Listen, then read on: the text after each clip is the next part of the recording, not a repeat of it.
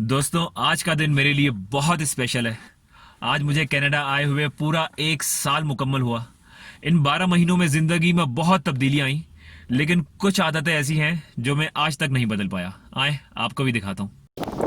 आज भी गाड़ी ड्राइव करने के लिए गलती से राइट साइड पर बैठ जाता हूँ। गुड मॉर्निंग या गुड इवनिंग की जगह अक्सर सलाम कह देता हूँ। गैस स्टेशन को अभी भी पेट्रोल पंप कहता हूँ।